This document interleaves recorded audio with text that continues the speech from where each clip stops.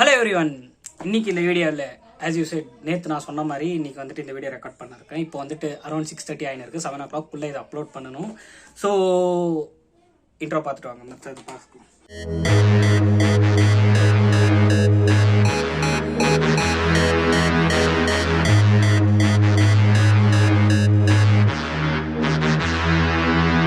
S, இன்னைக்கு வந்துட்டு இந்த வீடியோவில் நம்ம எதை பார்க்க போறோம்னா அண்ணாமலையை பற்றி பேச போகிறோம்.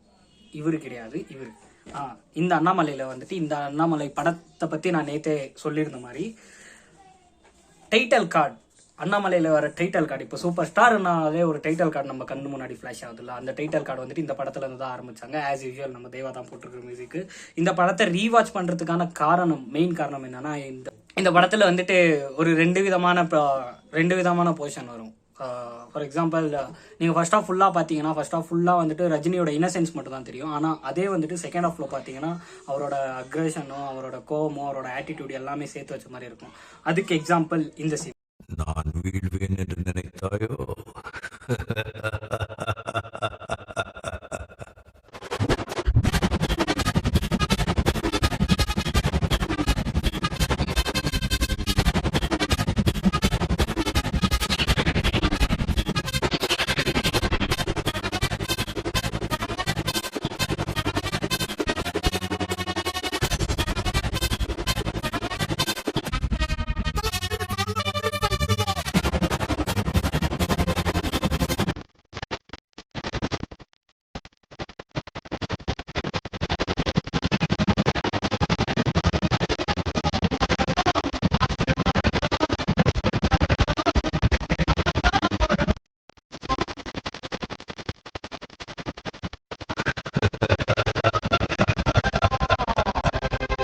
இந்த படத்தோட பாட்டு எல்லாமே மேசிவ் ஹிட்.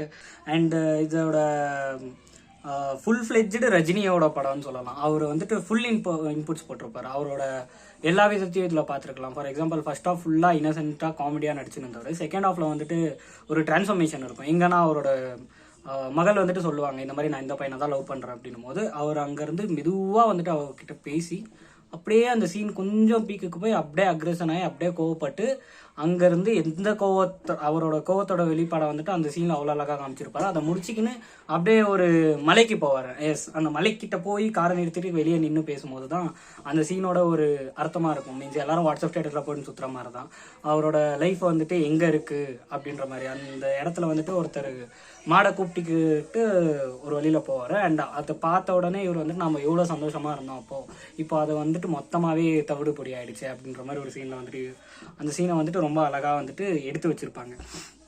அண்ட் இந்த படத்தை ரீவாட்ச் பண்ணுறதுக்கு நான் எதுக்கு இவ்வளோ சஜஸ்ட் பண்ணுறேன்னா, இது வந்துட்டு ஒரு வர்த்தான மெட்டீரியல்.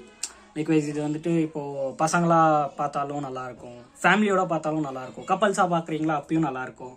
கப்பல்ஸாக பார்த்தா மேபி பிடிக்காம இருக்கலாம், அதுக்கும் எனக்கும் சம்மந்தம் இல்லை.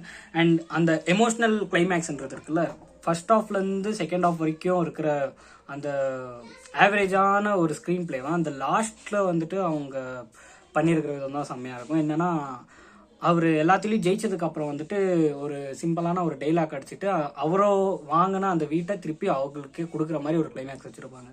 அது வந்துட்டு இந்த படத்தை ஒரு சாட்டிஸ்ஃபைங்கான எண்டிங்கோட கொடுத்துருக்கும்.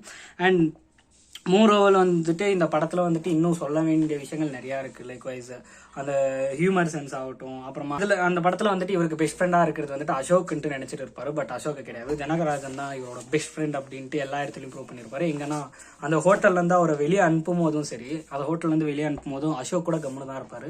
ஆனால் இவர் தான் வந்துட்டு அவன் மேலேடா கையை வைக்கிறீங்க அப்படின்ற மாதிரி அந்த இடத்துலலாம் கொந்தளிச்சு சண்டை போட்டு அங்கே இருக்கிறவங்க எல்லாருக்கிட்டையுமே ஒரு மாதிரி நக்கலாக பேசியிருப்பாரு. ஜனகராஜன் தான் இவருக்கு மொத்தமாக எல்லா ஹெல்ப்ஸும் பண்ணின்னு இருப்பாரு after his reaching the peak also.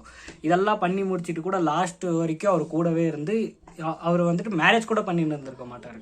Because இதனாலன்னு தெரியல, அந்த படத்தில் வந்துட்டு அந்த மாதிரி காமிச்சிருக்க மாட்டாங்க. ஸோ உண்மையான பெஸ்ட் ஃப்ரெண்ட் வந்துட்டு இவர் தான்.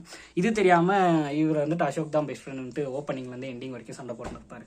இந்த படத்தோட ஸ்க்ரீன் பிளே ஆகட்டும், சாங்ஸ் ஆகட்டும், அதுக்கப்புறம் இன்னும் வச்சிருக்கிற ஆக்ஷன் சீன்ஸ் ஆகட்டும், அந்த ஆக்ஷன் சீன்ஸை விட அவர் வர அந்த பில்டப் காட்ச், அது நார்மலாக ஆடியோ இல்லாமல் பார்த்தா பில்டப் காட்சிகள் மாதிரி தான் இருக்கும். பட் அந்த மியூசிக்ஸோட அந்த ஃப்ளேவரை வந்துட்டு எடுக்கும் போது அந்த படத்தில் இருக்கிற ஒரு தனி கிரேவி வந்துட்டு வேற மாதிரி தெரியும். இந்த படத்தோட ரிவ்யூவில் தான். அண்ட் இதை வந்துட்டு அரௌண்டு 31 இயர்ஸ் ஆகுதுன்னு நினைக்கிறேன் அந்த படம் ரிலீஸ் ஆகி. அண்ட் 32 இயர்ஸ் இருக்கலாம். மேபி இந்த படம் இங்கே வந்துட்டு பெங்களூரில் ரீரிலீஸ் ஆச்சுன்னா நான் கண்டிப்பாக போயிட்டு திருப்பி ஒரு ரீவிசிட் பண்ணுவேன். மோரோவர் வந்துட்டு வாட் எல்ஸ், நத்திங். அடுத்த வீடியோவில் பார்க்கலாம். உங்களிடமிருந்து விடைபெறுவது ஃபன்கி. பாய்.